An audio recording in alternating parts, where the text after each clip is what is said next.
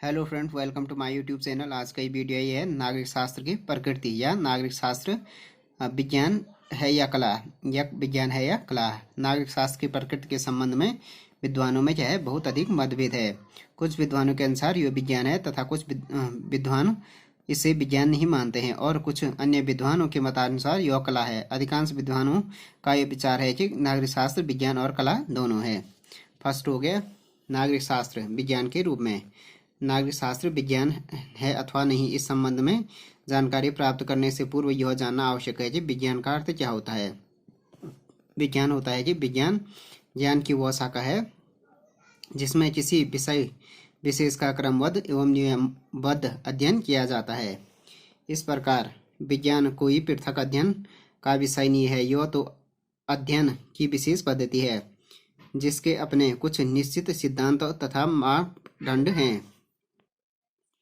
हैं। जिस विषय का अध्ययन वैज्ञानिक अध्ययन पद्धतियों के आधार पर किया जाता है उस विषय को विज्ञान की श्रेणी में रखा जाता है। तो जिस विषय को क्या विज्ञान के अध्ययन की पद्धतियों के आधार पर किया जाता है उसे विज्ञान की श्रेणी में रखा जाता है। वैज्ञानिक अध्ययन तथ्यों पर आधारित होता है। जो वैज्ञानिक अध्ययन होता है वो तथ्यों पर, फैक्ट्स पर आधारित होता है। वैज्ञानिक अध्ययन कल्पना की ऊंची उड़ान में न उड़कर यथार्थ की समस्याओं का अध्ययन करता है। तो जो वैज्ञानिक अध्ययन होता है वो यथार्थ पर और कल्पना की ऊंची उड़ान पर नहीं रहता, जो कल्पना पर आधारित न होकर तथ्य पर आधारित होता है तथा यथार्थ की जो समस्याओं का अध्ययन करता है वही वैज्ञानिक विज्ञान होता है। प्राकृतिक विज्ञानों जैसे भौतिक शास्त्र, गणित, रसायन शास्त्र, जीव विज्ञान आदि को पूर्ण विज्ञान की श्रेणी में रखा जाता है। जबकि सामाजिक विज्ञानों के संबंध में विज्ञान होने अथवा विज्ञान न होने का प्रश्न चिन्ह लगाया जाता है। नागरिक शास्त्र के संबंध में भी स्थिति लगभग इसी प्रकार की है। अब हो गया नागरिक शास्त्र जो के विज्ञान होने के पक्ष में तर्क। अनेक विद्वानों के दृष्टिकोण के अनुसार नागरिक शास्त्र विज्ञान है, क्योंकि नागरिक शास्त्र में विज्ञान होने की निम्नलिखित दशाएं विद्यमान हैं। फर्स्ट हो गया विज्ञान के समान क्रमबद्ध अध्ययन। कुछ विद्वानों का मत है कि नागरिक शास्त्र अन्य विज्ञानों के समान ही एक निश्चित विज्ञान है, क्योंकि इसका अध्ययन क्रमबद्ध रूप से किया जा सकता है जो पर्याप्त निरीक्षण, प्रयोग एवं वर्गीकरण पर आधारित होता है। विज्ञान होने के लिए तार्किक निरंतरता का होना भी आवश्यक है। नागरिक शास्त्र में यह सामान्यतया पाई जाती है। तो विज्ञान के समान क्रमबद्ध अध्ययन किया जा सकता है नागरिक शास्त्र का। विज्ञान के समान शुद्ध परीक्षण। विज्ञान के समान ही नागरिक शास्त्र में भी केवल उन्हीं नियमों को स्वीकार किया जाता है जो समाज रूपी प्रयोगशाला में सत्य सिद्ध हो चुके होते हैं। नागरिक शास्त्र केवल नियमों का ही निर्माण नहीं करता वरन उनकी सत्यता की जांच और उनका परीक्षण भी करता है। तीसरा हो गया विज्ञान के समान तथ्यों का समुचित विवेचन। विज्ञान के समान ही नागरिक शास्त्र भी तथ्यों का समुचित विवेचन प्रस्तुत करता है। यह स्पष्ट करता है कि किन परिस्थितियों में और किस समय में कौन से नियमों का पालन करना चाहिए। उदाहरण के लिए नागरिक शास्त्र यह ज्ञान कराता है कि राष्ट्रीय हितों के लिए व्यक्ति को निजी स्वार्थों का बलिदान कर देना चाहिए। नागरिकों के अधिकारों की सुरक्षा के लिए स्वतंत्र व निष्पक्ष न्यायपालिका का होना आवश्यक है। लोकतंत्र की सुरक्षा के लिए प्रेस की स्वतंत्रता का नितांत आवश्यक है। तो विज्ञान के समान तथ्यों का समुचित विवेचन भी होता है इसमें, क्योंकि उदाहरण के लिए जैसे नागरिक शास्त्र में ये ज्ञान कराता है कि राष्ट्रीय हितों के लिए क्या करना चाहिए, निजी स्वार्थों का बलिदान करना चाहिए। नागरिकों को जो राइट्स हैं उसके लिए स्वतंत्र एवं निष्पक्ष जो न्यायपालिका है उसका होना आवश्यक है। लोकतंत्र की सुरक्षा के लिए क्या प्रेस की स्वतंत्रता नितांत आवश्यक है। वैज्ञानिक पद्धतियों का प्रयोग संभव। भौतिक विज्ञान की भांति नागरिक शास्त्र में भी वैज्ञानिक पद्धतियां जैसे ऐतिहासिक, प्रयोगात्मक, तुलनात्मक, विश्लेषणात्मक और पर्यवेक्षणात्मक आदि का प्रयोग सफलतापूर्वक किया जाता है। देन हो गया 5 हो गया कार्यकरण में पारस्परिक संबंध। नागरिक शास्त्र में विज्ञान की भांति कार्यकरण में संबंध स्थापित किया जाता है। विशेष घटनाओं के अध्ययन के आधार पर सामान्य निष्कर्ष निकाले जाते हैं। उदाहरण के लिए जनता का असंतोष तथा आर्थिक असमानता सदैव ही विद्रोह के सामान्य कारण रहे हैं। प्रजातंत्र की सफलता के लिए न्यायपालिका का स्वतंत्र तथा निष्पक्ष होना अति आवश्यक है। तो कार्यकरण में पारस्परिक संबंध भी होता है। 6वां हो गया सार्वभौमिक नियम। यद्यपि नागरिक शास्त्र में अभी तक भी विचारों में मतैक्य न होने के कारण सार्वभौमिक नियमों का अभाव देखने को मिलता है, परंतु वर्तमान में वैज्ञानिक पद्धतियों के आधार पर अध्ययन करने से कुछ ऐसे सिद्धांत का निर्माण हो चुका है जिनके विषय में विश्व के अधिकांश विद्वान सहमति व्यक्त करते हैं। अब हो गया, उसके बाद हो गया नागरिक शास्त्र के विज्ञान न होने के पक्ष में तर्क। कुछ विद्वान नागरिक शास्त्र को अपूर्ण विज्ञान की संज्ञा प्रदान करते हैं क्योंकि इसमें प्राकृतिक विज्ञानों के समान विज्ञान की दशाएं नहीं पाई जाती हैं। इसलिए इसके पूर्ण रूप से विज्ञान न होने के पक्ष में निम्नलिखित तर्क प्रस्तुत किए जा सकते हैं। फर्स्ट हो गया सर्वमान्य सिद्धांतों का भाव।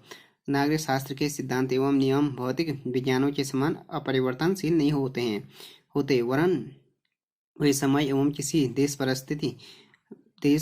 विशेष की परिस्थितियों के अनुसार परिवर्तित होते हैं। तो न मानने के पक्ष में ये तर्क हो गया कि सर्वमान्य जो सिद्धांत है उसका अभाव होता है। इसमें नागरिक शास्त्र के सिद्धांत एवं नियम में भौतिक विज्ञान के समान के समान अपरिवर्तनशील नहीं होते हैं, क्योंकि क्या होता है कि वो नियम और सिद्धांत के समय एवं विशेष देश काल की परिस्थितियों के अनुसार बदलते रहते हैं। मनुष्यकृत नियम। नागरिक शास्त्र के नियम मानव निर्मित होते हैं, प्रयोगों के आधार पर निर्मित नहीं होते हैं। अतः नागरिक शास्त्र के नियम और निष्कर्ष अन्य भौतिक विज्ञानों की भांति पूर्ण सत्य व निश्चित नहीं होते हैं। नागरिक शास्त्र के अनेक नियम एवं सिद्धांत दार्शनिक विचारों के आधार पर निर्मित किए जाते हैं।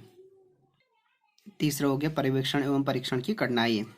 नागरिक शास्त्र में प्रयोगात्मक एवं पर्यवेक्षणात्मक अध्ययन पद्धति को प्रयुक्त करना सुगम नहीं है। वस्तुतः नागरिक शास्त्र में प्रयोग करने का क्षेत्र सीमित है। चौथा हो गया कार्यकरण में निश्चित संबंध का भाव। प्राकृतिक विज्ञानों में कार्यकरण में निश्चित संबंध पाया जाता है, परंतु नागरिक शास्त्र में इस प्रकार का संबंध स्थापित कर पाना बहुत कठिन हो जाता है। देन हो गया नागरिक शास्त्र कला के रूप में। कला का प्राय व्यवहारिक जीवन में ज्ञान के प्रयोग से है। कला किसी भी विषय का व्यवहारिक ज्ञान है।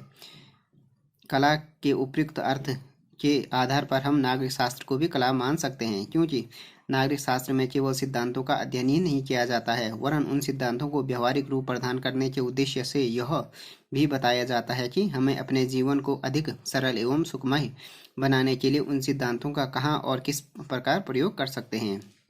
तो कला में क्या होता है कि केवल सिद्धांतों का अध्ययन ही नहीं किया जाता है, बल्कि ये भी कि व्यवहारिक रूप भी प्रदान किया जाता है सिद्धांतों को, ताकि क्या हो सके कि मानव जीवन को क्या सुखमय और सरल बनाया जा सके, और उन बनाने के लिए उन सिद्धांतों का कहाँ और किस प्रकार प्रयोग कर सकते हैं।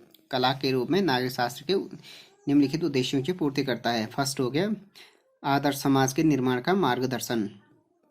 नागरिक शास्त्र न केवल आदर्श नागरिकता के गुण स्पष्ट करता है, अपितु उनकी समुचित रूप से ग्रहण करने की शिक्षा भी प्रदान करता है। आदर्श दूसरा हो गया ज्ञान का व्यवहारिक जीवन में उपयोग। नागरिक शास्त्र इस बात की भी शिक्षा प्रदान करता है कि मनुष्य जो भी ज्ञान व अनुभव प्राप्त करे उसका अपने व्यवहारिक जीवन में उपयोग करे। इस प्रकार यह ज्ञान की सैद्धांतिक और व्यवहारिक दोनों पक्षों पर बल देता है। तीसरा हो गया मानव कल्याण के आदर्श पर आधारित।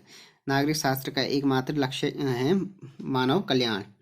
नागरिक शास्त्र उन साधनों को प्रस्तुत करता है जिनके द्वारा हम अधिक से अधिक मानव सेवा करने में सक्षम हो सकते हैं।